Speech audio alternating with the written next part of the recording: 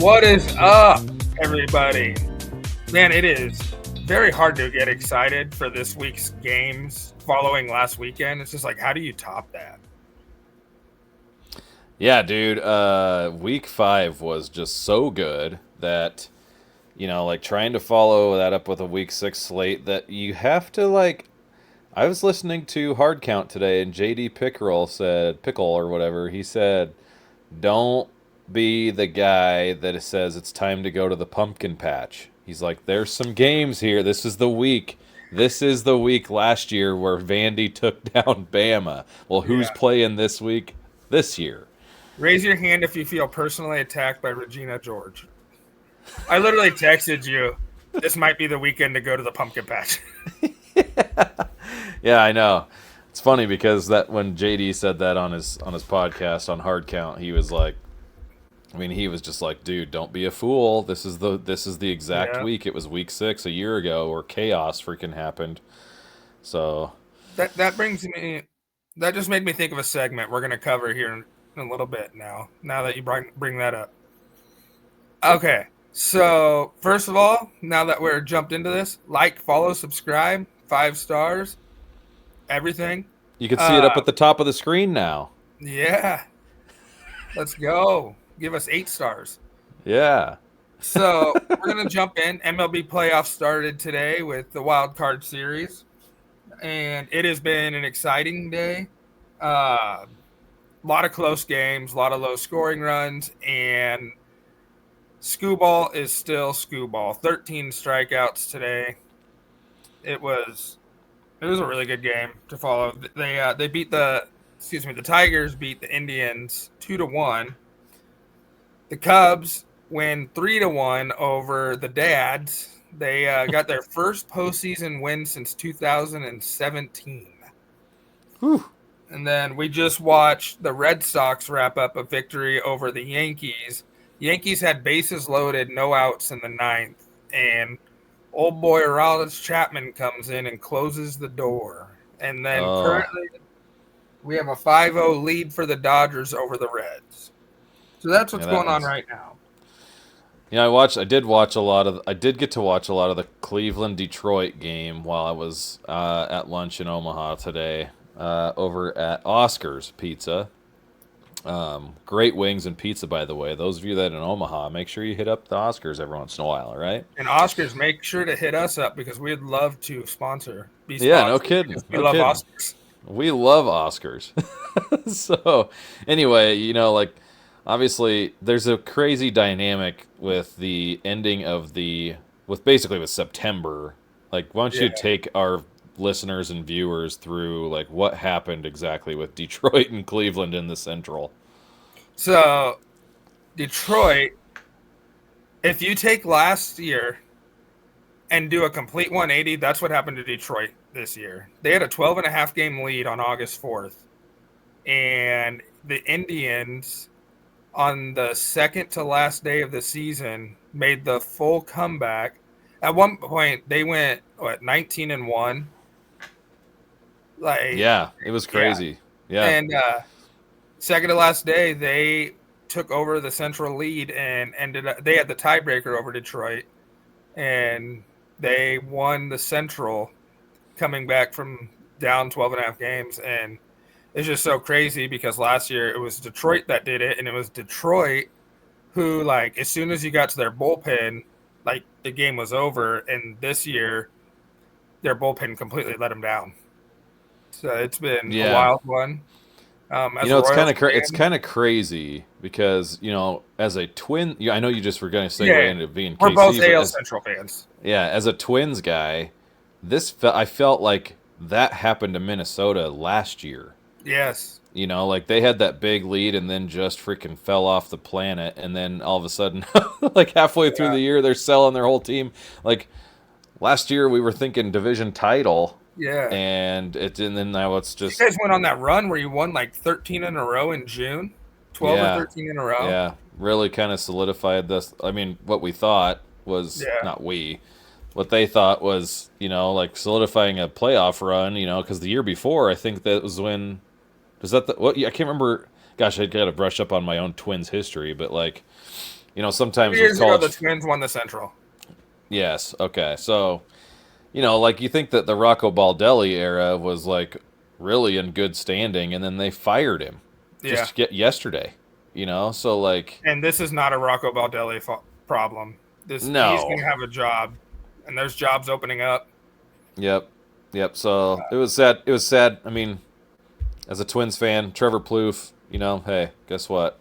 It's a sad day to be a Twins fan when Rocco Baldelli gets fired when he did what ingredients he had to Yeah, put a good team together. Like I personally felt that they should have just like dumped Carlos Correa's contract and then just kind of gone from there. yeah. But then they just cleaned out 8 more players Well, and and that's the downside is they trade Correa back to Houston, but they still got to eat like 3/4 of that contract.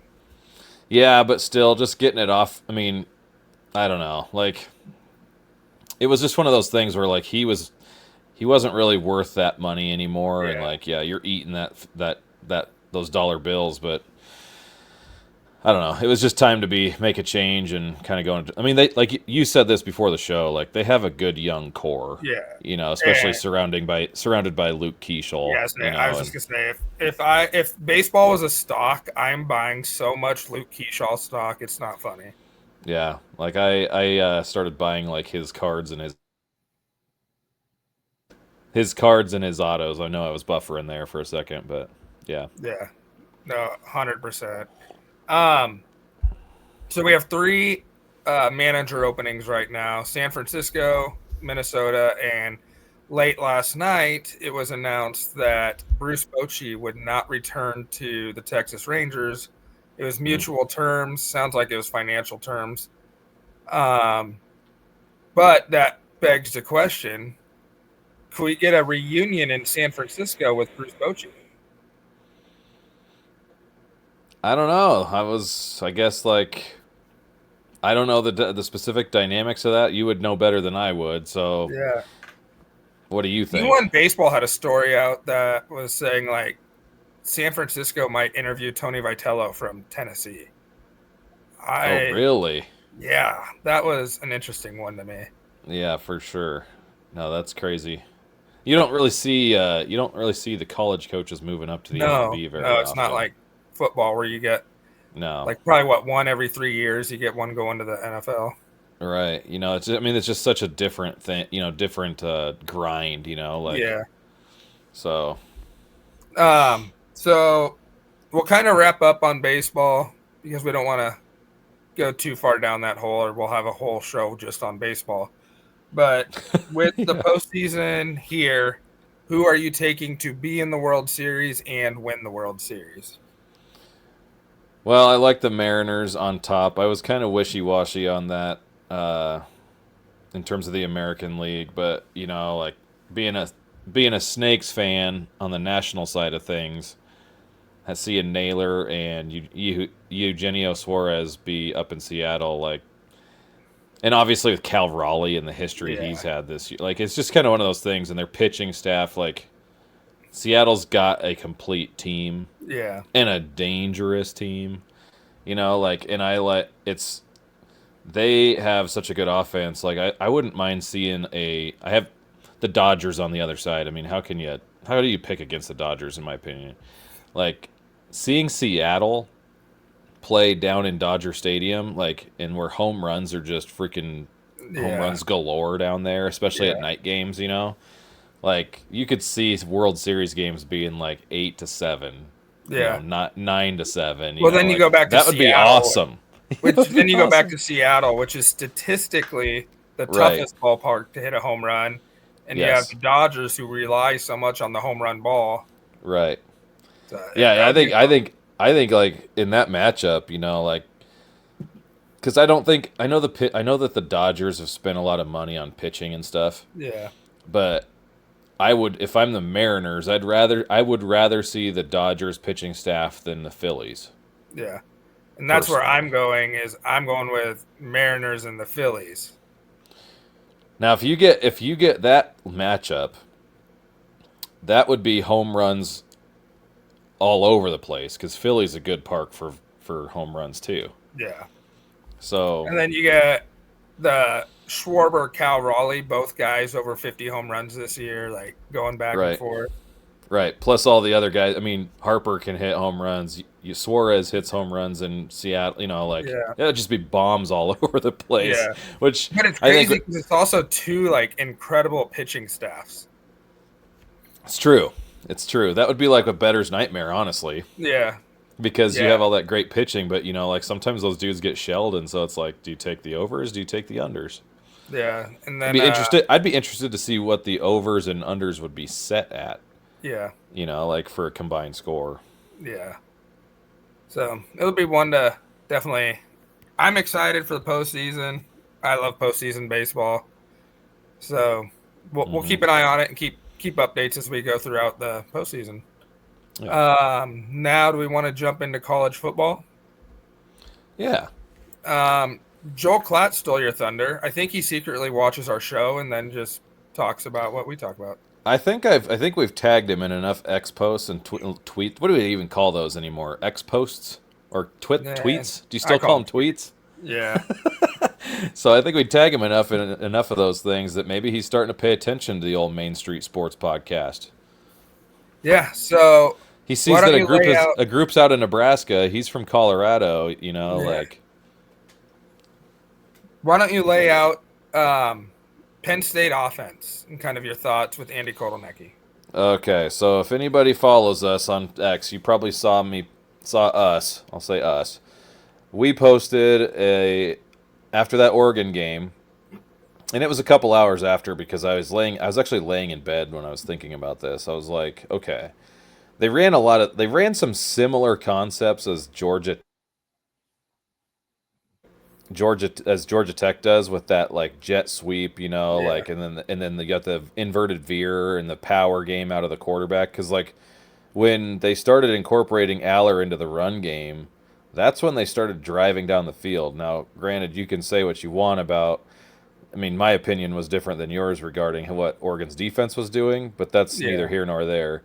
Like the play calling was still, like I said, anytime a quarterback run is part of it. So Andy Kotelnicki, and this is kind of playing on the lines of like what we saw or have seen with Ben Arbuckle and Mateer going as a group package essentially to yeah, Oklahoma. What if this is like a hypothetical? What if Andy Kotelnicki would have brought Jalen Daniels, the Kansas quarterback? Now, granted, he's had some injury issues, yeah, but his athletic ability is obviously can't be questioned. So, what if Andy Kotelnicki brings Jalen Daniels to Penn State? Like, you're looking at a ridiculous style of offense with the athletes they have up there, especially with those yeah. two running backs. Actually like Trevor Pena in that jet sweep motion, and Eric Singleton. Was he? No, he's not up there. No, No, Singleton's sorry. Auburn. I'm sorry. He went to Auburn. Yeah. There's who's the other transfer there? The just Simmons Ross, I think so. No, wasn't it?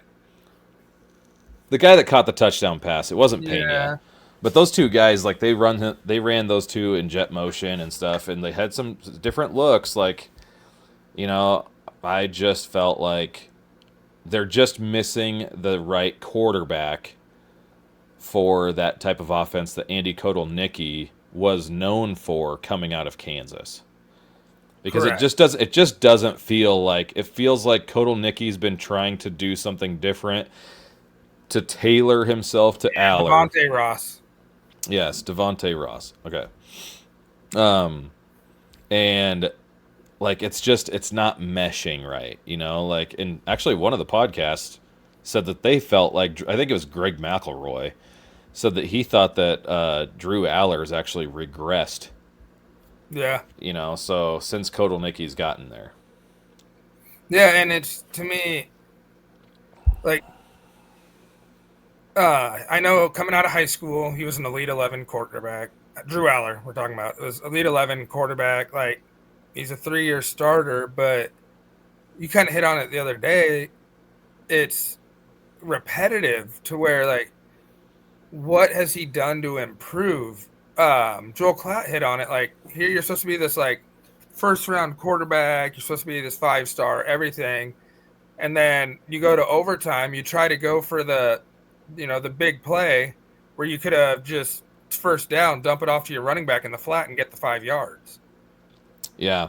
Yeah, I think what happens is with that sequence is that they see that Oregon scores on their first play Yeah. and that of the second overtime, and so like you're kind of like in that panic mode because I mean, I know that they're groomed athletes and stuff, and like they're trained to have better mindsets. Like I'm not, Yeah. and this may not even be relevant. Some people's opinions on this might be different than mine, but in my like, you're still a 22-year-old kid, and when you see that you have just brought your team back Yeah. from the depths of like like college football purgatory in terms Yeah. of how a game flow goes, like then you're take the lead in the first overtime. You're feeling great. Your defense is still juiced. The stadium's juiced. Oregon punches in kind of a tough score. It wasn't. It Yeah. wasn't.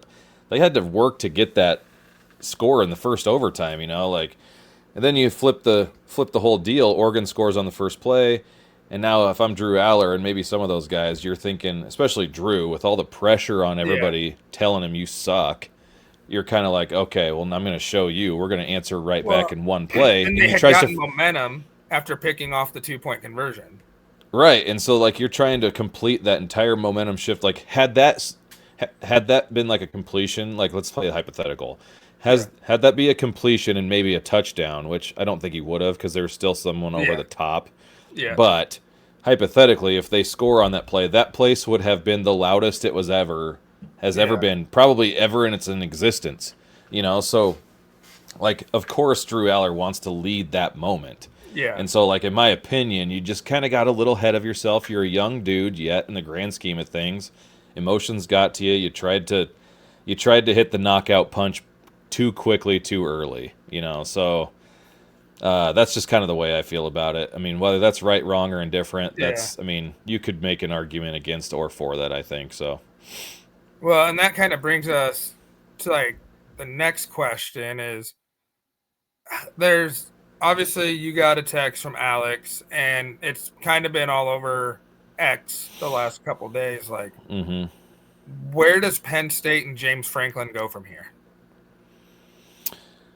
boy, I don't know. I mean, like it sure felt like he had the perfect response in that loss.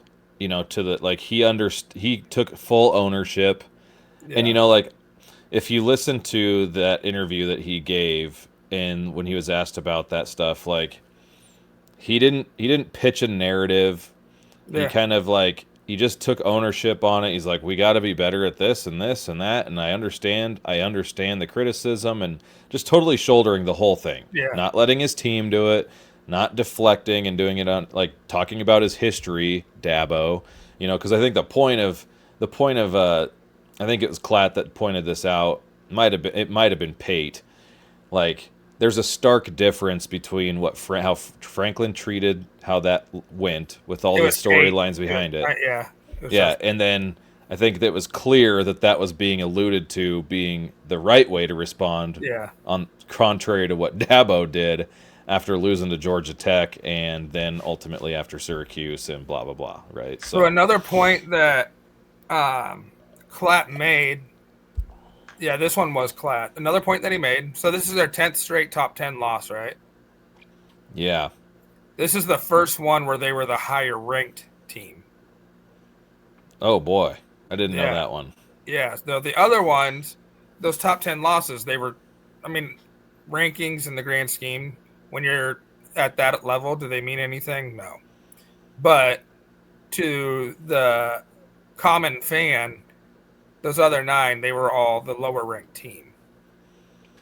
Yeah, I mean, but I have a thought on this. As you're saying that, I'm kind of like, well, it's early in the year. We've Yeah. already discussed a million times about how preseason rankings are stupid. So, like, think of a situation on how this gets viewed if there's no rankings until like week 7 or till the Yeah. college football playoff rankings are maybe the first ones to come Well, out.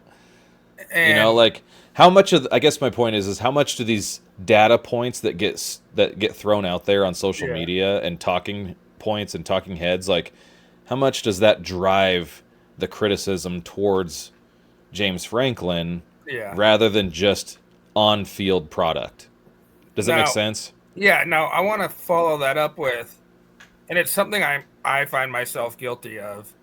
Um, like you're going there with the no rankings, right? And Yeah. waiting.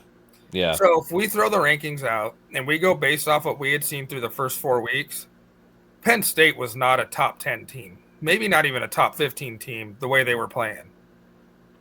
Yeah, I could probably get on board with that. Yeah. I mean, it's still you still have that's the hard thing about not having preseason rankings, and I'm going to play a little devil's advocate with myself here because this is where I get a little bit wacky on it. Like, yes, if preseason rankings weren't the thing and we were operating after week 6 or 7, you still have the knowledge of people like us that realize, like, well, they're bringing back Drew Aller and they're bringing back Katron Allen and Nick Singleton and like Yeah.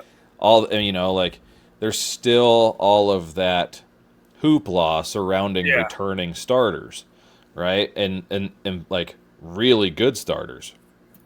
And so I still think that still would play a little bit of a, even no matter when the first rankings come out, you're still probably getting some of that subconscious stuff Yeah. to factor in, which I think is kind of stupid. But what else do you do? Like, you can't just, Yeah. there's no way to take that, not like, you can't just take the Men in Black stick and wipe everybody's memory and start Yeah. over from, Correct. like, so anyway. Like, and I think that's where I find myself being like shooting myself in the foot because I had taken Penn State, right? And Yeah. that was based on what they returned, like you were just talking about. Yeah. But if you go back, like they had been struggling, and Oregon, there's a way, like, yeah, maybe they hadn't played the schedule that some of these, like Florida State or Ole Miss, Mm-hmm. having played two SEC teams in Tulane. Like maybe they hadn't played that schedule, but like there's something to be said about the efficiency and the way they were just beating the ass of people. Like Yeah. they looked the part. Yeah, so like I guess you didn't know at the time how bad Oklahoma State was going to be too. Yeah, Like you didn't know they were going to lose to Tulsa. You knew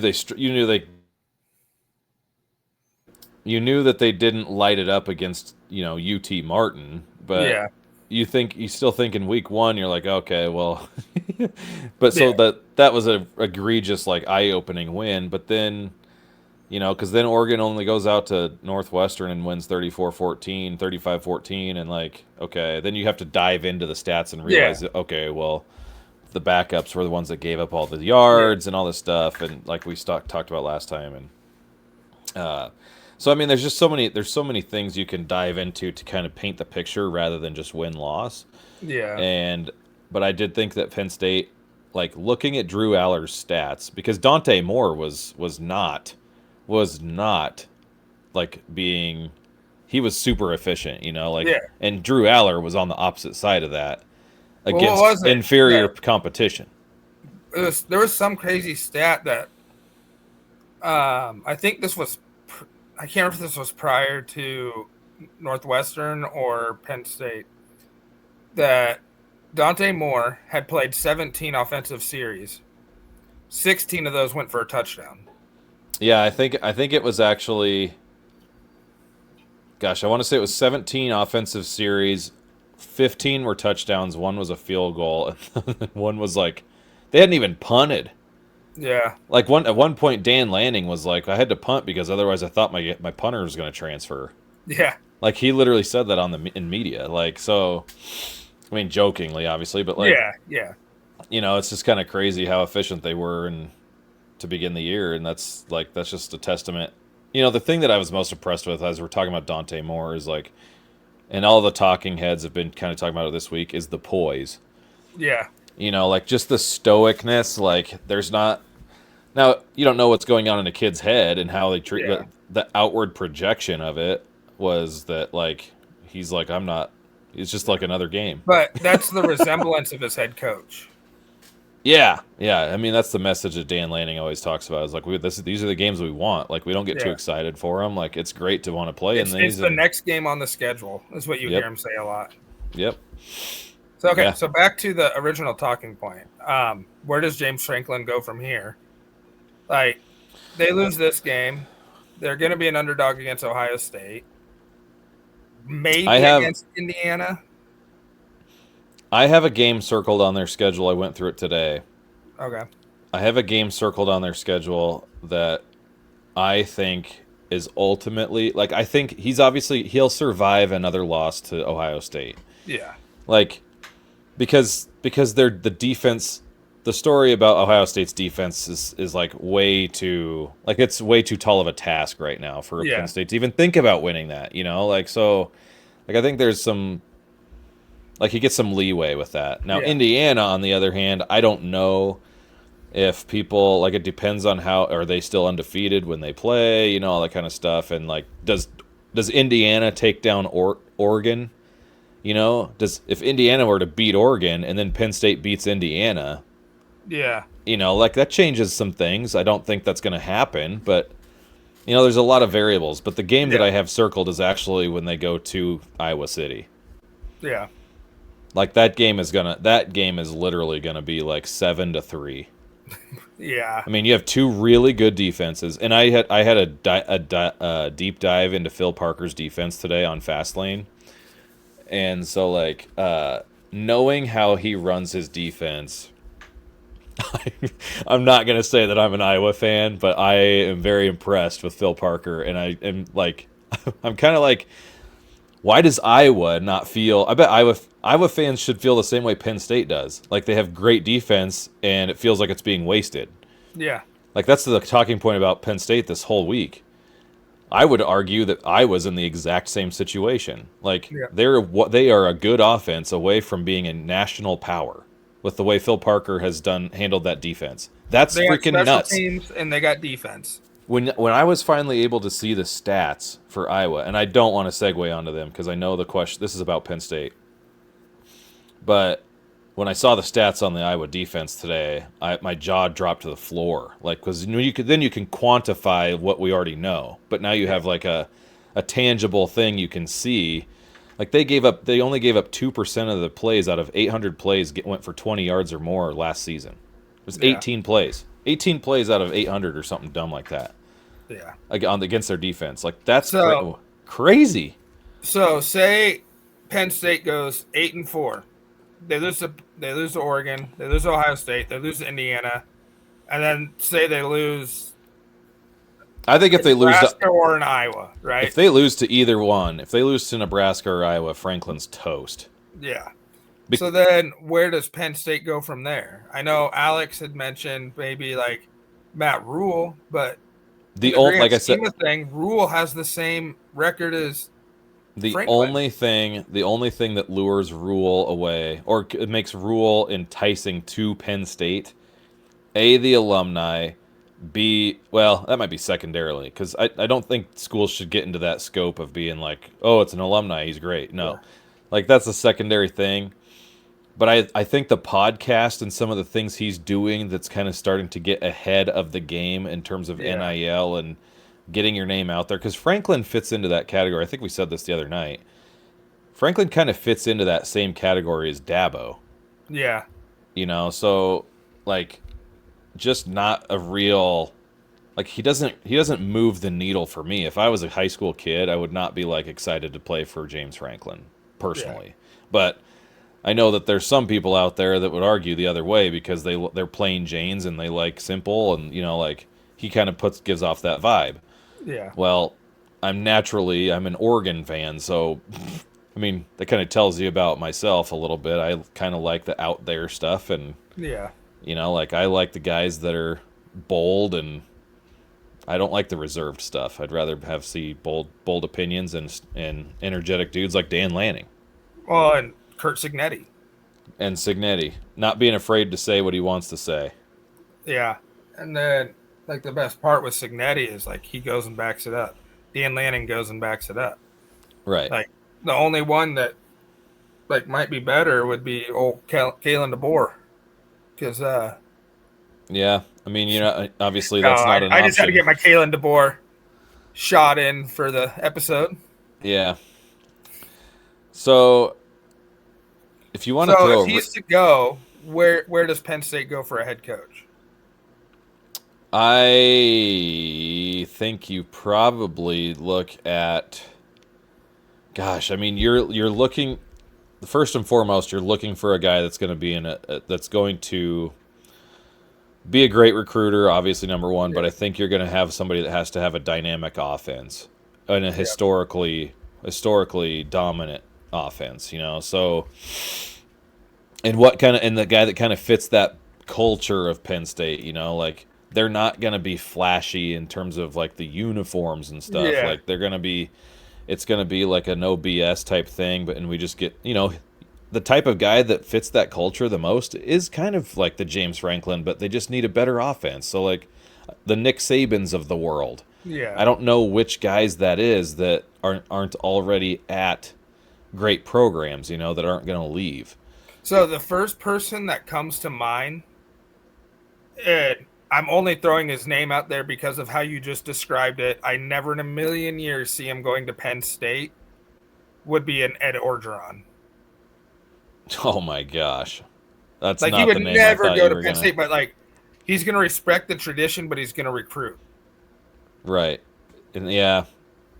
I But I he just would I not guess be a good fit for Penn State.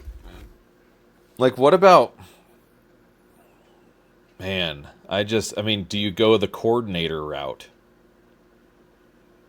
if you're Yeah, Penn like a Will State? Stein. Does that, no, not Will Stein, dude. Well, okay. Take your bias out of it. What about like, this is crazy. What about Joey McGuire? Yeah. I mean, obviously he's good with boosters. You know, is Texas Tech gonna be a program though that's gonna be like they have made the commitment to be solidifying themselves as a player, Yeah. like with all that. Honestly, you know who would be a fantastic fit for Penn State, but I don't think they can ever get him out of the job he's in currently? Mike Elko. That's a good fit. That would be I don't think they're getting him out of I just Texas don't A&M. think. Yeah, I mean, you're a top. If you go from A&M is like. I mean, they said that was like the diamond in the rough in the Yeah. SEC. Aside from Florida and now Texas. Like that's a problem in terms of Yeah. the SEC. But like, Elko would be a nice fit there. I think it comes down to but it's not going to be in time. Like he wouldn't take that job now, especially if Texas No. A&M finishes, top 2, 3 in the SEC. Like Yeah. you're looking at being like, okay, well, I'm the third best team in the Well, Big Ten. and with Texas A&M, there's no amount of money you can offer that Texas A&M can't match. They just Right, paid $100,000 for Jimbo Fisher to disappear. right, Excuse me, yeah, $100 million for Jimbo to disappear. right. I knew what you meant. Yeah, like There's a little level there too. Like you're trading warm weather for cold weather too, and like there's probably some thinking on that. Like yeah, and how much easier is it to recruit to? Well, especially Texas A&M. You know, go 50 miles in any direction, you can build your whole roster. yeah, yeah. Like I'm trying to think. Like the name that Florida threw around a lot was Marcus Freeman. Yeah. But is Penn State would Penn State be able to even take a guy like what? I mean, well, okay. What about Kurt Signetti? So yeah, that was the first name that came to my mind. I think the only job that Signetti leaves for is an SEC job because otherwise to him he would feel like it's a lateral move because in his mind he feels like he can be the king of the Big 10 already where he's at. So why Sure. leave when he has the whole world in the palm of his hands at Indiana? Yeah, that's a great point. Like I'm just, like it's. But no, that was the very first name that came to mind was Signetti. I think that's a natural like. Everybody's gonna go talk about Kurt Signetti Yeah. but he's also 62. You know, like the clock's ticking on if you're gonna move and take a job. And I mean, but obviously, it obviously doesn't take him long to. Teoscar just hit another home run. Oh, geez. Okay, so it doesn't take him long to like get the program going where he needs to go because, especially with the transfer portal, you know, like probably most of those Indiana dudes would come with him Yeah. and instantly plug and play. You know, so I guess that's not really a thing counting against him in terms of time. Yeah. But yeah, I don't know. Like, I mean, it just depends on what Penn State wants to do because sometimes, like, you see this trend. I personally am not a huge fan of taking the guy you know, like he was a coach, Yeah. like you need to like. I think Penn State just needs like some extra juice. Like they're trying so Okay. hard with their. So obviously you're not going to get Lanning, right? No, What he about just. it? Did you watch Yeah. that interview? No. That's what I'm saying is like he's Oregon through and through. Yeah, But he's what never about leaving. like a Kenny Dillingham?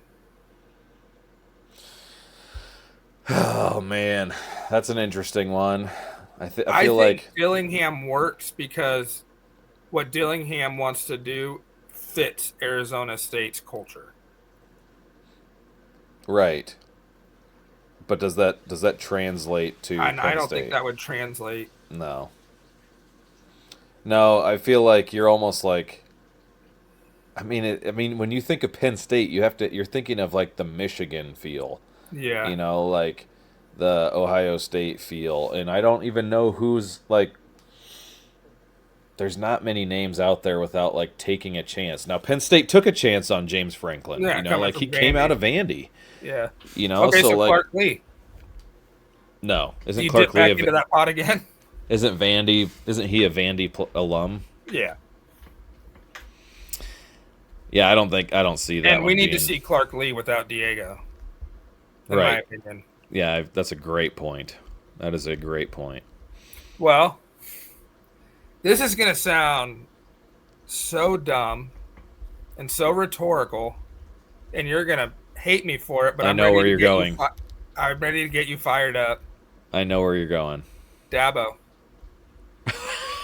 That's not who I thought you were gonna say, but that would have been the next one in line.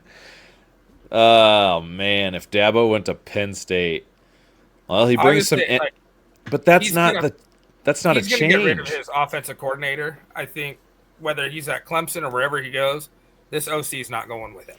That's just not a change to me in terms of the way the coach portrays themselves. Correct.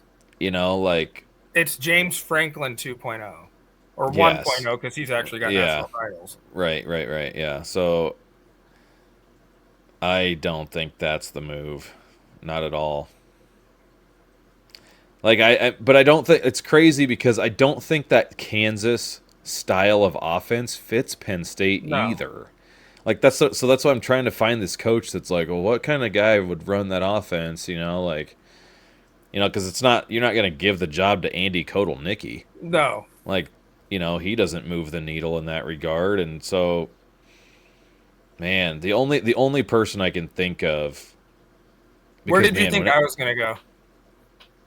I actually thought you were gonna say Brian Kelly. No. But I have another SEC coach that offense is exactly what you're talking about. Jeff Lebby. Oh boy, that's probably the guy right there. I mean, look how much he's turned around Mississippi State in 2 years. Yep. I would not like I've seen enough of Mississippi State and what people have been saying about them already or him, Lebby, this year that I'm kind of like, you know, Levi always talks about we got to get Kurt Signetti out of this conference. Yeah. It's like, Yeah. well, we don't want to add Jeff Lebby to this concert or, Because to this conference either.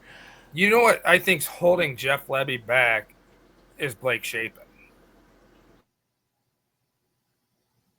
Yeah, that's probably a great point. You know, like I think that's easily great quarterback play is like one of the biggest things you Yeah. have to be successful. Like, And for his offense, I just don't think Blake Shapen's the guy. No, but they don't have the greatest O line either. Like No. it wasn't Shapen's fault that he fumbled when he just got blindsided Yeah. by a 60 mile an hour semi. But Like it's like you talked about, Shapen's feet are cinder blocks. yeah, they are. But I just don't like. I feel like how long has he been the quarterback there? This second year. Because what, he came Okay, from Baylor? yeah, and He like came before that it from was one of the Big 12 schools. Will Rogers, right? Yeah, and then he went Okay, to Washington. yeah. So I can't remember if it was like man, yeah, Blake Shape, like he's so rigid on his like play fakes and stuff. Like he has a play fake and then he just goes like this really fast, like, Yeah. and then he stops with his feet. His feet aren't active, and he's just standing still like an Ashton Genty pre-snap stance. Yeah. You know what I mean? Just Yeah. so it's just kind of yeah, I don't know. Like Jeff Levy's a great name to throw out there, though. I'm glad we worked through that enough to to get to that one Yeah. because I could see that one. So, all right. Enough What on Penn about State because that. what Okay, about what about Lane Kiffin? yeah, that's not happening. I just all Why? the talk. Like Garen brought it up the other night. Florida's all in on Lane. Like, why leave Lane? Like, I don't know. I mean, I don't think he doesn't fit the mold of wanting to leave warm weather either. no, and even for like the Florida job though, just to me, What about he big game Brett? yeah. God, Hey, no. Brett Bielema, No. Paul Christ, No. Mark Mangino. Barry Alvarez. I think I saw somewhere Mangino's son's coaching. He's an offensive coordinator. Oh my gosh. I want to. I know I said this. I know I said this in a text, but I'm gonna put. I want to put this on air because I want whoever to hear. I want whoever listens to this has to hear this. When we were talking about the Clemson LSU game and the Hill at Clemson, like, could you imagine if Mangino was the head coach at Clemson? Oh Like, my god. how is he just gonna take a tumble and just Oh, roll his way well, down think there? about big game Brett. God. Oh my gosh, just the imagery you get of like Mark Mangino just laying down softly and just log rolling his way down the hill. Dude. Anyway, let's move on before I get too wild. Yeah. So Oh man. another one that's kind of been circulating today, and it's picked up a little steam. The Arkansas head coaching job. And who are you listening to today? It's JD Pickle. Yeah.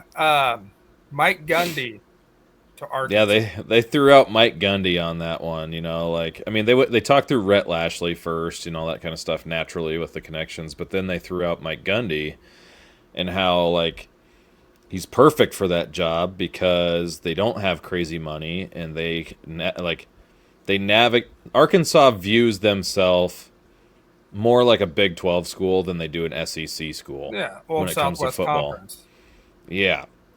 I mean, that's been on record by the AD even. Yeah. So like I don't know, like it kind of makes it the thing that I'm more interested in, like I think Mike Gundy would work there, like it's because the expectations aren't crazy. Like the only thing you're trying to do is get to a bowl game. Yeah. Like really, if you're Arkansas, like your contract and your goals as a coach are probably like got to get to 6 wins, got to get to 7 wins. Like Get at to 7 most. wins and finish top 8 in the SEC. Yeah, Right? and then play your cards as they fall, like in a bowl game, and maybe win 8 games. Like Yeah. so. I don't think that's a bad viewpoint of Arkansas football. Like I feel it feels crazy to think that like an SEC program views themselves like as like less than what Vanderbilt does currently. Yeah. Like, because you feel like that spot is reserved for Vandy, but right now it's shaping up to be Arkansas is the bottom of the conference with Kentucky. Yeah, so it's kind of an interesting dynamic. Like, I was thinking about some realignment stuff, and Arkansas was at the precipice of this. Like of me being like, do we see a scenario ever? Gosh dang buffering, guys. I'm so sorry. Do we ever see a scenario where a school out of the Big Ten or the SEC decides to bail? Yeah. Like, is that a possible? Like, is that like? I know it's a possibility, but I'm like, how realistic is that? Like, because this whole Arkansas talk is like kind of like maybe do they want to get into the Big 12? Yeah. It kind of I mean, do you want to trade? It's kind of the idea of like Nebraska sold its football soul to make money in the Big Ten. Well, is there anybody on the flip side of that that's like, screw the TV contracts? We want to be competitive and Yeah. make money through being competitive rather than through TV money. Yeah. Does that make sense? Yeah. Yeah. 100%. So that's kind of something that I like. We could ponder that stuff when season's over because I think that's a good off-season topic. But Yeah. like it's just something that came up in my mind today, and I was listening to the 15 different podcasts I listened to today. So Yeah. It's very interesting. Arkansas. I'm surprised that Piquel said that they have financial woes with. well, I think that like it has to do with like what kind of money they've been willing to put into the Yeah. football program. Like there's money there, Yeah. but it's got to be spent. Like there's money that like maybe you go find, maybe you go throw a ton of money out there and be like, screw it, we're all in. Yeah. But like I Because just money don't will think come when the wins come.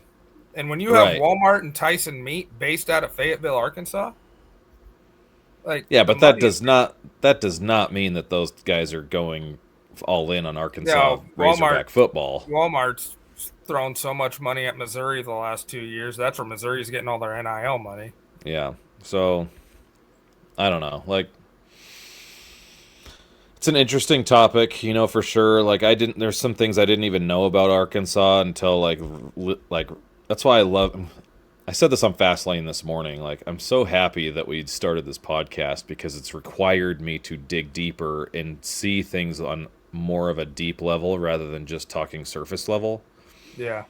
And so, like, being able to digest a lot of the stuff about Arkansas football in the last day or two, you kind of start to realize, like, okay, the playing fields aren't equal in the SEC, even though they're all affiliated through the same TV rights and all that kind of stuff. Like, and it kind of goes back to the football thing I said about Wisconsin spending from 2004. Yeah. In comparison to Nebraska, and they've spent like, 20 or 80% less money than Nebraska or something stupid like that, or 200% less or whatever. So I view Arkansas much like Nebraska, where interesting. As far as like the fan base, like they're gonna support no matter what, right? Well, look what they do in Omaha. Yeah, and like at the College World Series, like Arkansas is freaking nuts. And they're like off topic. Baum Walker Stadium, year after year after year, is the number one for attendance in the country. And that's where Arkansas plays. Like they show up. They just want to be good, and they have actually a really sweet stadium. But I just feel like they're like Nebraska in a way where if they could click, I think they could like really do something, and the fan base is ready to explode. They're they're kind of the forgotten team of the SEC, how Nebraska's the forgotten team of the Big Ten, honestly, since joining the conference. And I just feel like there's something there that if they can hit this next higher right, they can go back to the days of Darren McFadden and Felix Jones and Peyton Hillis. It's I just think that like I hate to see in the times of NIL that there's still squads that are falling behind. Yeah.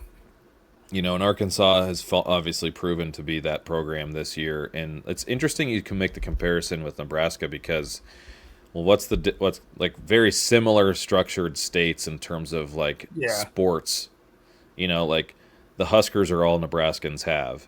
Yeah, and You know, Arkansas is the all Arkansonians, Arkansans. Arkansans. Like that's the big show in town.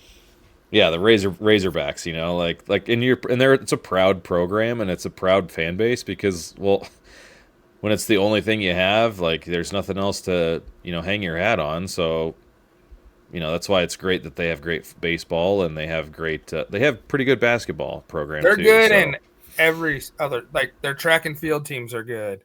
Their baseball, their basketball, men's and women's. They got like, oh, it just slipped my mind because I follow Hunter Yurachek, their AD hmm uh, on Twitter. Like their women's soccer, like they're really good at everything except for football.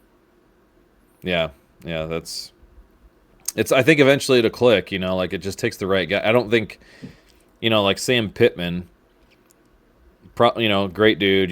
Probably goes about it the right way, obviously. But sometimes there's just in this game of college football with NIL and like people's dollars being Yeah, invested into a program, you have to kind of give off the appearance that you're an attractive destination for yeah. recruits, Well, both and transfer portal and high school. Like, yeah, and I'm not sure Sam Pittman moves the needle for a lot of well, kids. and I think Arkansas would be willing to spend the money because they brought in on the basketball side. They brought in John Calipari. Like Right.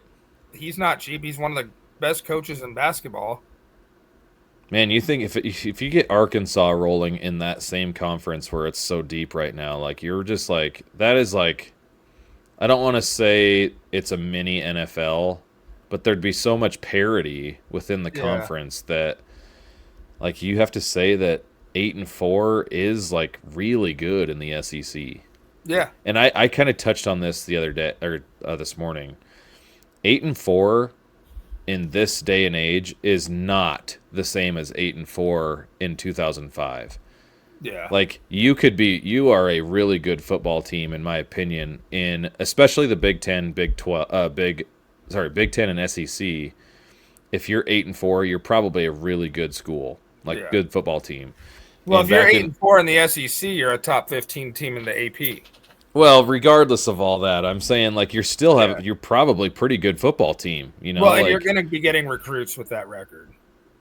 yes. And so I guess when I say 8-4, like I think back to Nebraska's 2005 year where like they were 8-4 and I just when I watch the athletes running around on that team, I'm like that was not a very good football team Yeah. in comparison to what 8-4 gets you in 2025. Yes. So, I guess Where so. I mean, if you can get like honestly the Iowa model at Arkansas, consistent 8-4 in 1 year, you pop for a 10-2. I think you have. I mean, if you're Arkansas, you have to focus on defense. Like you just hit the nail on the head with the Iowa model. Yeah. Like, I'm not saying that you need to go full on like, you know, old man in a walker down the Yeah. sidewalk. How Like about Phil Parker to offense. Arkansas? He's too old. Like, I mean, that did cross my mind as I was bringing Yeah. this up, but I'm like, that's not going to happen. That dude is a Ferenc lover. Oh, But like, maybe the SEC has all these tough like defenses and stuff like and not as tough as they used to be, yeah. but I don't know, man. There's some schematic stuff I was going over today, and I'm just like, why don't more teams do that? And I'm not going to get into it, but like Arkansas, if you start building around a great defense, what about Bo Pelini? I think he ran out of his welcome after his second stint at LSU. Okay, I'm just Uh, saying. yeah. I mean, Tom's it's not. boy. You could get. No, gosh, you talk about someone that does not fit there. I know. Like, No, I think Taj's perfect fit would be UCLA. no, West Coast it's a guy. death wish. It's a death wish to go to UCLA. Well, yeah. But for a guy that's never been a head coach, get the opportunity. Yeah, and then you're going to do so bad you have to redo the whole like I got to go be a coordinator again for But 6 years maybe before what if he does so good? he won't because You never know. he isn't good enough yet at Oregon. Yeah. Yeah, I'm you just just going to don't put want him to leave Oregon. I'm just going to push that narrative. Yeah. That was like Lane Kiffin the other day. He had a freshman go off, and did you see his interview? No. He got asked about it, and he goes, he's having a really good year. Never mind. Take that back. I don't need the coaches to start recruiting him off my roster and making all these calls. He sucks. He's terrible. He doesn't go to class. He's a Yeah. bad practice player. Like, and then he goes, no, I'm kidding about all that, but like, he's a great person. Like, it was just really funny the way that he talked about with NIL and the guys poaching players off of his rosters. Yeah. Yeah. So, interesting point. You mentioned freshmen, and it made me think of something that I read this morning on ESPN. Florida is getting its freshman wide receiver back from since has not even practiced since the spring game or so, or it was Yeah. maybe some fall practice, but he hurt his ankle. Dallas Wilson, do you know that name? Yeah. Yep. Okay, so he had a monster spring game, 10 catches, 195 yards, 2 touchdowns. And apparently through fall camp and all that stuff, they were like, holy crap, that was not just a fluke, like he's going to be a difference maker. Well, guess who they're playing this week? Texas. Uh-huh. So in Gainesville. Now I'm not saying that kid's enough, but what if that gives enough of a presence offensively that it opens up other guys in that game? And we could talk about this more on Friday, but I just want to put that Well, in your court right now. Like, it all comes down to if DJ Lagway is going to play. if he's going to play, Yeah, dude. you think He's they're in going a to play? walking good. Oh, so they're going to play Trammell? Yeah, I mean, it's up in the air if Lagway's playing this weekend. Well, I don't think it's necessarily a bad thing because I didn't write down his, but like that Trammell was actually like he's actually pretty efficient and maybe it was only against Long Island, but he has 18 passes on the year and I think he's completed 12 of them. I Yeah. don't know, but I mean, it's Texas though too, so Like, yeah, for Texas, like, talk about getting every break in the world. So you don't get hmm DJ Lagway and you don't get John Mateer. oh yeah. Uh, Not to segue off this, but I want your opinion on this. Okay. This is kind of transfer portal stuff. So I was kind of working through all these quarterbacks and stuff when what conference is North Texas in? The All American? Yeah. Yeah, the American. Okay. So the American Conference has a North Texas's quarterback is a freshman. Freshman. Yeah. 68% completion percentage, 1,250 yards, 11 touchdowns, no picks on That's 106 of 156. Freshman, 6'4", 211. Probably not going to be at North Texas next year, I would guess. Iowa Hawkeyes. I found your new quarterback. Drew Westamaker. Yeah. So, We'll or wrap up the show on Mestamaker. this. We'll wrap up the show on this. What percentage would you give to Hugh Freeze being the head coach of Auburn next year? Oh, dude, we should have just included that in our coaching carousel talk. I don't think he's going to survive. I don't think Auburn's got the offense to be able to win any ball games. Yeah. It's unfortunate because we were high on Auburn and the potential to score. And it Yeah. looks like their defense is actually good enough to keep them in ball games, Yeah. but I don't think their offense is going to be able to be good enough. So I think Hugh Freeze is going to go bye-bye. Yeah, and it's so crazy because, like you were talking about their offense. We've mentioned it 100 times. Return all 5 offensive linemen. You get Jackson Arnold out of the portal. You get Eric Singleton out of the portal. You have Cam Coleman. Coleman coming off an incredible freshman season. Like, everything was there to be good, and they're just not. It just kind of goes to show, though, like the plug and play nature of quarterbacks Yeah. doesn't just because he wasn't great at Oklahoma, No. so like that doesn't a changes now. I just said the other day, a change of scenery was really good for so and so, but Jackson Arnold has not been the case, Yeah. and like we've said about the 1 year older doesn't mean 1 year better, Yeah. or 1 year better, It's just so crazy that you have Jackson Arnold, another Elite 11 5-star guy. He's at his second stop and it's not working. Meanwhile, is this a coaching thing? Because then you go down to Ole Miss and they get Trinidad Chambliss out of D2 Ferris State, and this dude's like top 5 in the Heisman right now. Yeah, that's a little crazy to me. I can't believe that. That's not getting into the Heisman talk because you Yeah. jackwagon. It just goes into like the whole like, oh, let's crown all these guys before even 4 games have been played. Now Chambliss has played 1 game against LSU. Well, 2 games, 3 games, whatever. 3 games. Simmons was the starter in week 1, but like he's good. He's really good. Like I'm not gonna say he's not because he is a dynamic playmaker. Yeah, so he And started Kentucky, Tulane, LSU. yes, Yeah. and I don't think did he start the Kentucky game? Yeah. Okay, because I felt like Austin Simmons played a little bit. No. There. Was Kentucky the second game or Arkansas? Kentucky was. Okay, so no, he didn't. He started Arkansas, Tulane, and LSU. Okay, there you go. Yeah. Because that first one with Kentucky was fairly close too, but Yeah. if that was Austin Simmons, I'm guessing that would have been a little different.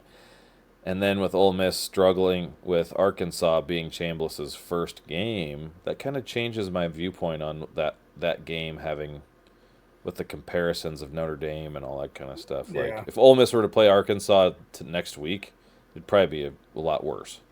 Yeah. So because I counted that Ole Miss Arkansas game as kind of a knock on Ole Miss. I'm not putting them too high. Yeah. So And even the week before, 29-20 to Kentucky. Right, but that was Austin Simmons. Yeah.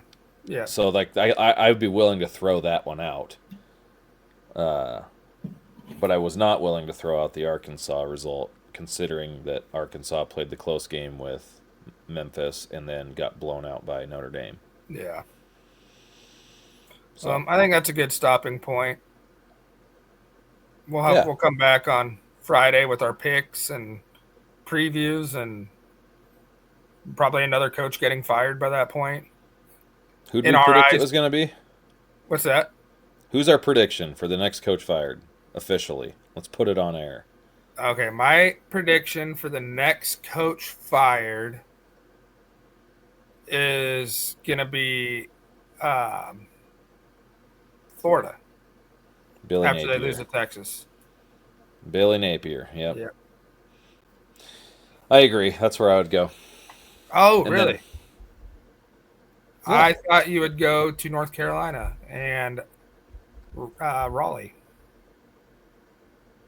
Bill Belichick or no? Oh, Dave Doran. Yeah. No, I mean I just had read that he was on the hot seat. I'm not necessarily willing to pull the plug on him yet. Like I wouldn't be. You said, they have that win over Virginia. Yep. CJ Bailey's playing really well, so I'm not throwing shade yet. It's not like the debacle in Florida, so. All right. Well, you heard it here first. Mike Elko to Penn State. Ooh. All right. So thanks for listening to Main Street Sports. Give us a like, a follow, 5 stars, subscribe, share us, and we'll be back on Friday. Have a good one, y'all.